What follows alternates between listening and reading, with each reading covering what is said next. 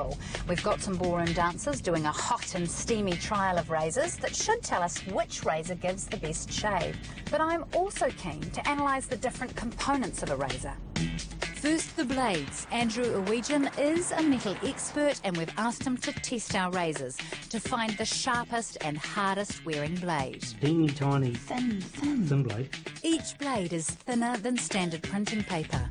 To determine a blade's sharpness, Andrew measures the angle of the cutting edge. What it is it's the resistance to cutting. So a blade with a very narrow angle has got less resistance to cutting. Slices through Slices like through, butter. exactly right.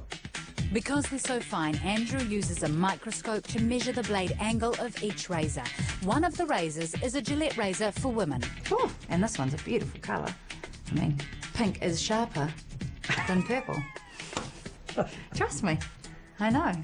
It turns out Gillette's women's razor was equally as sharp as the bloke's blades. But which brand was the sharpest? The sharpest blade is the Schick Quattro titanium. Da-da-da-da. Surprisingly, there was only 2 degrees of sharpness between the Schick and the 2 disposables. Not a lot, considering the difference in price. But which blade will stay sharp for longer? To answer this, Andrew found the hardest blade. The hardest blade is the Schick Quattro titanium. Da-da-da-da-da. It wins again. But again, there didn't appear to be a lot in it. The Schick was harder than the 2 disposables and the Gillette's by up to 6%. The Gillette blades are the softest of our 5, and I know this is the most expensive of our 5. Am I being ripped off? Not necessarily. This is where the coating that's on the blade comes into play. The more expensive blades often have hard metal coatings like titanium that make them last longer. A metallic coating is very hard wearing. The blade will hold its cutting edge for longer, and it should stay sharper for longer. Sounds like our high-priced, high-tech blades are going to give us high performance. The testing that I've done, we can say that the Schick and the Gillette blades will outlast the cheaper disposable blades.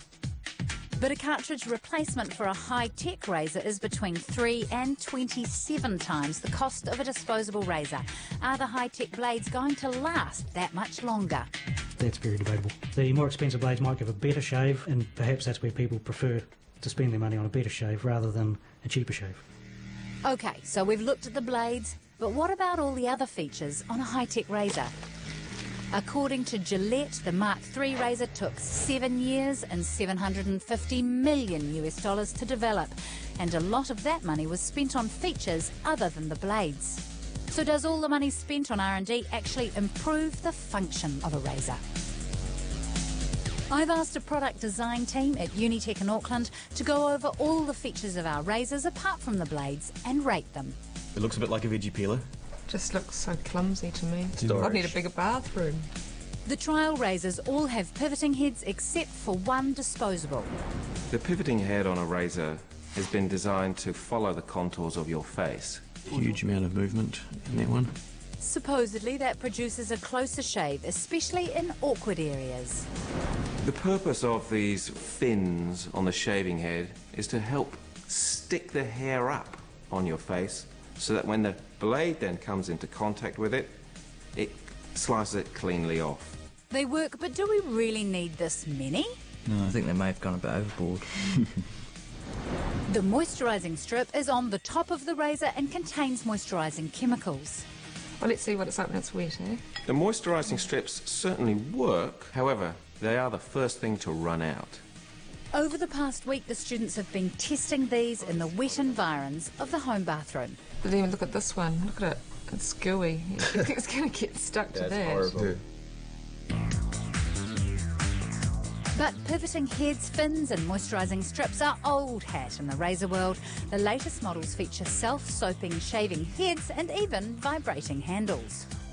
Turn the battery on. Oh, yeah.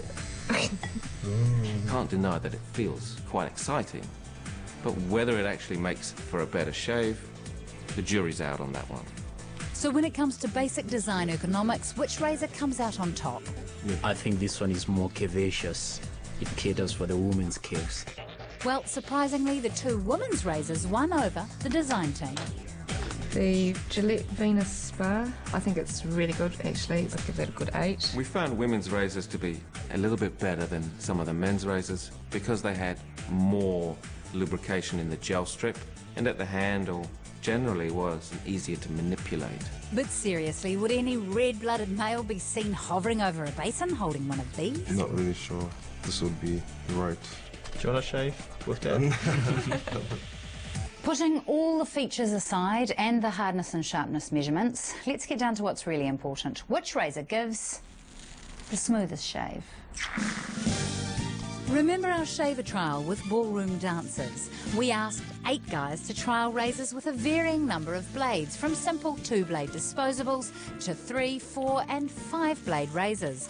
So which smooth chins have the girls taken a shine to? There is a clear winner, and it's not the 5-blade or the 4. The 3-blade shavers have been voted the smoothest. Which is a bit surprised given all the advertising hype around more blades producing a smoother shave. So I've looked at shaving foams and razors, but what about after the shave and the use of shaving lotions? I mean, they smell nice, but what's really in them? We use them in the belief that they soothe the skin after the razor blade has scraped away layers of the skin. I think when you're shaving, especially if you're trying to create a close shave, a lot of what you end up with on your razor blade is not actually just pure hair, but a lot of it is skin. By removing some of the outer layer of skin, shaving exposes the tender layers underneath, which can make the skin look inflamed. The redness that you get is a healing response. It's like you get in any kind of wound. So do aftershaves help to reduce that inflammation and any irritation? Well, it seems to depend on which type of aftershave you use. There are 2 types, alcoholic and alcohol-free. Alcohol is a very good solvent for dissolving fragrances in. It evaporates very quickly, leaving behind the perfume fragrance on your skin. But one problem with alcohol is it soaks up heat from the skin, causing an unpleasant burning sensation. So to balance this effect, aftershaves can contain chemicals like menthol and camphor. And these compounds actually act on the skin by causing the cold receptors to be responsive, and that's what gives that cooling effect in using an aftershave. These are all little things that can improve the feeling after shaving, but do alcoholic aftershaves actually soothe and improve the condition of skin? They're more for fragrance rather than creating any benefit to the skin itself. In fact, they probably can create a little bit of damage to the skin because they're alcohol-based, they're drying. If you are sensitive to alcohol in cosmetics, there are aftershave balms that are alcohol-free. These typically have the consistency of a moisturiser. Some contain allantoin. Allantoin is found in the herb comfrey and in the urine of cows and most mammals. Now that may sound pretty gross, but components that are included in cosmetics are actually made in a laboratory, so it's perfectly safe to use those. Aftershave balms also contain oils and waxes, which can form a protective layer on the skin. They will just help the repair process and prevent further damage during the day from the skin being dried out. After the break, depilatory creams dissolve hair away, but can they harm our skin?